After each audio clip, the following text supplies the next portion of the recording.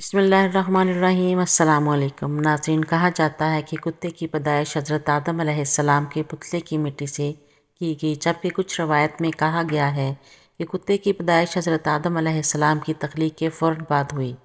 بلکہ اکثر ہمیں یہ بھی سننے کو ملتا ہے کہ جس گھر میں کتے ہوں وہاں رحمت کا فرشتہ داخل نہیں ہوتا۔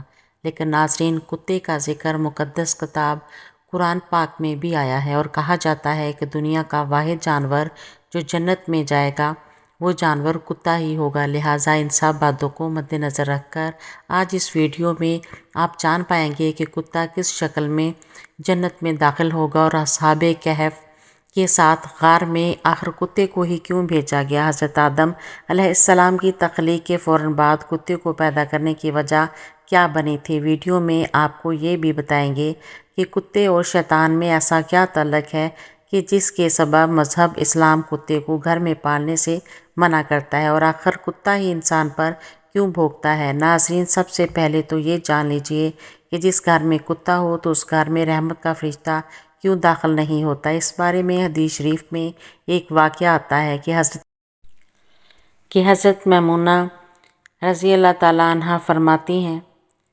کہ ایک مرتبہ حضور اکرم صلی اللہ علیہ وآلہ وسلم بیدار ہوئے تو آپ صلی اللہ علیہ وآلہ وسلم بہت غمگین اور پریشان تھے۔ میں نے پوچھا کہ حضور کیا بات ہے، آج آپ کی کیفیت بدلی ہے؟ تو آپ صلی اللہ علیہ وآلہ وسلم نے ارشاد فرمایا کہ جبرائیل علیہ السلام نے رات آنے کا وعدہ کیا تھا مگر وہ مقررہ وقت پر آئے نہیں۔ حضور صلی اللہ علیہ وآلہ وسلم کو اس سے پریشانی ہوئی کہ جبرائیل امین تو وعدہ خلافی نہیں کر سکتے، تو ان کے نہ آنے کی کیا وجہ ہو سکتی ہے۔ پورا دن اسی طرح گزر گیا۔ پھر آپ صلی اللہ علیہ وآلہ وسلم کو یاد آیا کہ آپ کی چارپائی کے نیچے کتے کا ایک بچہ بیٹھا تھا۔ آپ نے اس کو اٹھوایا اور اس جگہ کو صاف کر کے وہاں چھڑکاؤ کیا گیا۔ اس کے بعد حضرت جبرائیل علیہ السلام تشریف لائے تو آپ صلی اللہ علیہ وآلہ وسلم نے مقررہ وقت پر نہ آنے کی شکایت کی، تو حضرت جبرائیل علیہ السلام نے عرض کیا، یا رسول اللہ صلی اللہ علیہ وآلہ وسلم، آپ کی چارپائی کے نیچے کتا بیٹھا تھا اور ہم اس گھر میں داخل نہیں ہوتے جس میں کتا یا تصویر ہو۔ بلکہ ایک اور حدیث میں یوں ملتا ہے کہ حضور صلی اللہ علیہ وآلہ وسلم نے ارشاد فرمایا کہ جو شخص شکار یا ریوڑ کی حفاظت یا کھیتی باڑی کی حفاظت کے علاوہ کتا پالتا ہے تو اس کے اجر سے ایک رات کم کیا جاتا ہے۔ ناظرین، ثابت ہوا کہ گھر میں فرشتوں کے داخل نہ ہونے اور برتن ناپاک کرنے اور دوسری بہت سی وجوہات پر کتا گھر میں رکھنے سے منع کیا گیا ہے۔ جب گھر میں کتا پالا جاتا ہے تو وہ گھر والوں کی بے خبری میں کھانے پینے کے برتن وغیرہ میں منہ ڈالتا رہتا ہے، اور ظاہر ہے گھر والے چونکہ بے خبر ہوتے ہیں اسی لیے وہ ان برتنوں کو دھوئے بغیر ان میں کھاتے پیتے رہتے ہیں۔ لیکن مذہب اسلام نے صرف 3 صورتوں میں کتا رکھنے کی اجازت دی ہے، یعنی شکار، کھیتی باڑی یا مویشیوں کے لیے کتا پالا جا سکتا ہے۔ ناظرین، کتے کی پیدائش کے متعلق یہ بھی جان لیجئے کہ مذاہب کے قدیم کتابوں میں لکھا ہے کہ ابلیس یعنی شیطان جن تھا، اور اللہ تعالیٰ نے اس کی عبادت کے باعث اسے فرشتوں میں شامل کر لیا تھا اور اسے ان کا سردار بنا دیا تھا۔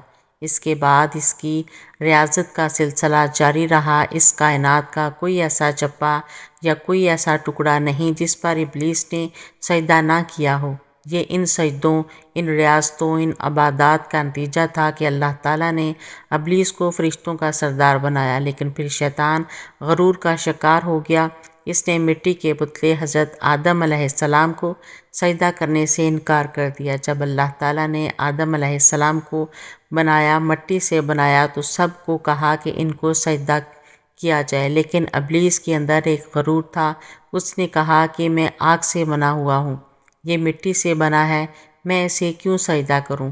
اس نے سجدہ کرنے سے انکار کر دیا، اور یہاں سے خیر اور شر کی طاقتوں کے درمیان جنگ کا آغاز ہوا۔ قدیم صحائف نے لکھا ہے کہ جب شیطان کو حضرت آدم علیہ السلام کو سجدہ کرنے کا حکم دیا تو اس نے حضرت آدم علیہ السلام پر حقارت سے تھوک دیا۔ شیطان کا تھوک حضرت آدم علیہ السلام کے پیٹ پر گرا تھا، اور اس کے بعد اللہ تعالیٰ نے حضرت جبرائیل علیہ السلام کو تھوک والی جگہ سے مٹی نکالنے کا حکم دے دیا۔ حضرت جبرائیل علیہ السلام نے یہ مٹی نکالی تو حضرت آدم علیہ السلام کے پیٹ پر ایک چھوٹا سا سوراخ بن گیا۔ یہ سوراخ ناف کی شکل میں آج بھی ہمارے پیٹ پر موجود ہے۔ اللہ تعالیٰ نے اس ناف کی مٹی سے جس پر شیطان نے تھوکا تھا، اس سے کتے کو بنایا تھا۔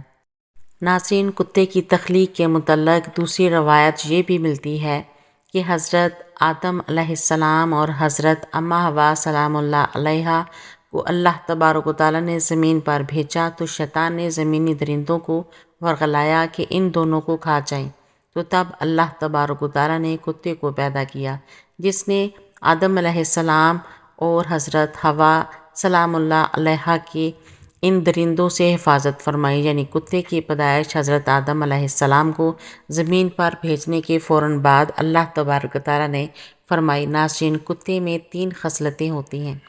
یہ انسان سے محبت کرتا ہے۔ کتا انسان سے محبت کیوں کرتا ہے، یہ بھی اس ویڈیو میں ہم آپ کو بتاتے ہیں، کیونکہ انسان بھی مٹی سے بنا ہوا ایک پتلا ہے اور کتا بھی مٹی سے بنا ہے، اس لیے کتا انسان سے محبت کرتا ہے۔ کتے کے بارے میں اگر آپ کو یہ بتایا جائے کہ یہ رات کو کیوں جاگتا ہے، اس کی وجہ یہ ہے کہ مٹی کو حضرت جبرائیل علیہ السلام کے ہاتھ لگے تھے، اور ہاں کتا انسان پر بھونکتا ہے۔ یہ انسان پر کیوں بھونکتا ہے، اس کی وجہ یہ ہے کہ اس کی مٹی میں شیطان کا تھوک شامل ہے، اور کتا دنیا کی واحد مخلوق ہے جو شیطان کو دیکھ سکتی ہے۔ شاید یہی وجہ ہے کہ رات کے اندھیرے میں جب شیطان کے قافلے آسمانوں سے اترتے ہیں تو کتے اوپر دیکھ کر ایک خوفناک آواز نکالتے ہیں۔ ناظرین، غیر مسلم اقوام خاص کر یورپ میں تو اب کتے کو گھر کا ایک فرد سمجھا جاتا ہے۔ جن خواتین نے یہاں کتے پالے ہوتے ہیں تو وہ کہتی ہیں کہ اگر تمہیں مجھ سے محبت ہے تو میرے کتے سے بھی محبت کرنا ہوگی۔ یہاں تک کہ یورپ میں کتوں سے محبت اب حرام کاریوں میں بدل چکی ہے۔ بس یہ بات یاد رکھیے، کتا چاہے کتنا ہی وفادار کیوں نہ ہو، اگر آپ نے کھیتی کی حفاظت، شکار یا اپنے جانوروں کے ریوڑ کی حفاظت کے لیے نہیں پالا تو پھر روزانہ آپ کے اجر سے 1 قیراط کم کیا جائے گا۔ اور یہ بھی یاد رکھیں، حضور اکرم صلی اللہ علیہ وآلہ وسلم 1 قیراط کو احد پہاڑ سے تشبیہ دیتے ہیں۔ اب آپ خود اندازہ کر لیجئے کہ کس قدر اجر آپ روزانہ گنوا رہے ہیں۔ اللہ تبارک و تعالیٰ نے سورۃ عراق میں بلغم بن باورہ، جو کہ ایک نیک اور عابد شخص تھا، پھر اس نے نفس کی لذت اور دنیا پرستی کے کام شروع کیے تو پھر اللہ تعالیٰ نے اس کو کتے سے تشبیہ دی ہے، اور وہ روز قیامت کتے کی شکل میں دوزخ میں داخل ہوگا، اور اصحاب کہف کا کتا بلعم بن باورہ کی شکل میں جنت میں جائے گا۔ اور حضور اکرم صلی اللہ علیہ وآلہ وسلم نے سیاہ کتے کو شیطان کہا ہے، بلکہ طبی ماہرین کے مطابق ناپاک جانوروں کو پالنا وباؤں کا باعث بنتا ہے۔ خطرناک جراثیم اور وبائیں جانوروں سے انسانوں میں منتقل ہوتی ہیں۔ رسول کریم صلی اللہ علیہ وآلہ وسلم نے تو آج سے 1400 سال قبل جو احکام بتائے، آج کی جدید سائنس سے اس کی تصدیق ہو رہی ہے۔ طبی ماہرین کی متفقہ رائے ہے کہ جانوروں میں پائے جانے والے خطرناک جراثیم انسان میں منتقل ہوتے ہیں، جو وبا پھیلنے کا باعث بنتے ہیں۔ اور اسلام کے روح سے کتا ایک ناپاک جانور ہے۔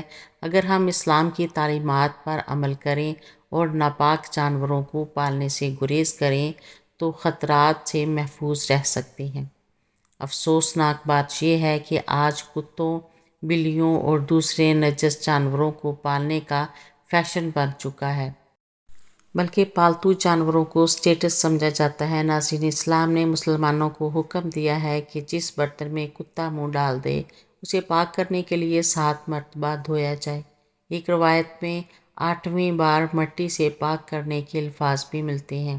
آج کی سائنس بتاتی ہے کہ کتے میں انتہائی خطرناک جراثیم پائے جاتے ہیں جو برتن کو بار بار دھونے سے ہی ختم ہو سکتے ہیں۔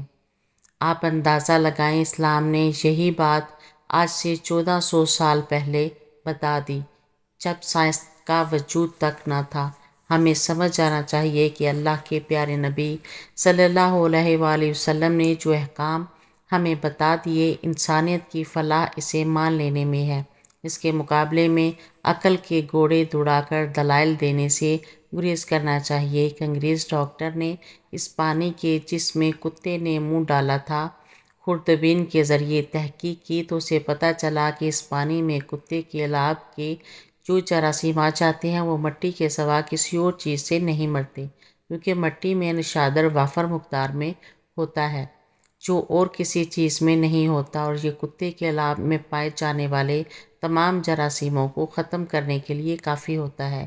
اسی لیے نبی اکرم صلی اللہ علیہ وآلہ وسلم نے مٹی کا نام لیا تاکہ بازاروں میں نشادر تلاش کرنا نہ پڑے۔ اسی طرح ایک فرانسیسی ڈاکٹر اور اس کی ڈاکٹر بیٹی مصر میں مقیم تھے۔ جب باپ نے یہ حدیث پڑھی تو فوری طور پر کتے کے سامنے ایک برتن میں پانی رکھ دیا۔ جب وہ اس کو پی چکا تو انہوں نے خوردبین سے دیکھا کہ اس میں جراثیم موجود تھے۔ پانی گرا کر کئی بار دھویا گیا مگر ہر بار جراثیم برتن میں موجود تھے۔ جب مٹی سے مانجا گیا اور پھر دھو کر خوردبین میں چیک کیا تو جراثیم نہ صرف بالکل ختم ہو گئے تھے بلکہ برتن بھی کلی طور پر صاف ہو گیا تھا۔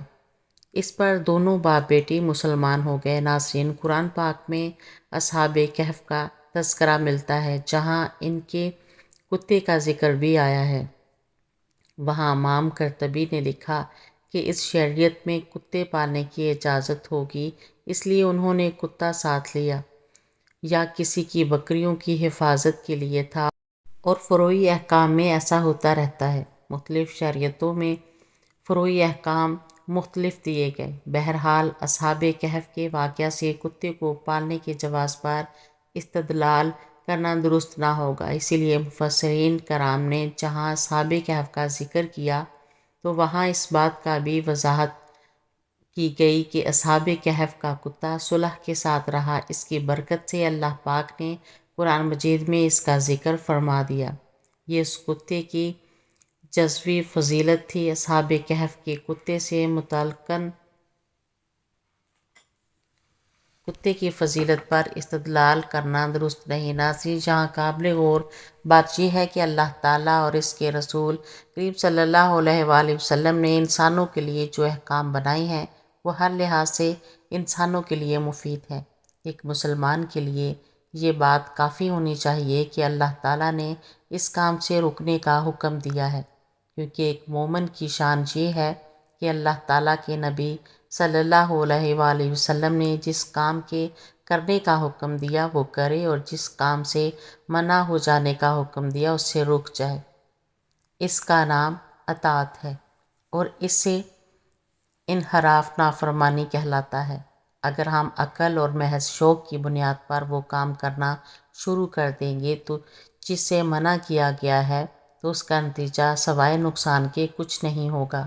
اللہ تبارک و تعالیٰ سے دعا ہے کہ اللہ تعالیٰ ہمیں حضور نبی کریم صلی اللہ علیہ وآلہ وسلم کے بتائے ہوئے طریقے کے مطابق زندگی گزارنے کی توفیق عطا فرمائے، اور اللہ تعالیٰ ہمیں پاک صاف رہنے والا بنائے، اور اللہ تعالیٰ ہمیں ناپاکی اور گندگی سے محفوظ رکھے۔ آمین یا رب العالمین۔ میری ایسی اور ویڈیو دیکھنے کے لیے میرے چینل کو سبسکرائب کیجیے، ویڈیو کو لائک اور شیئر کریں۔ اللہ حافظ۔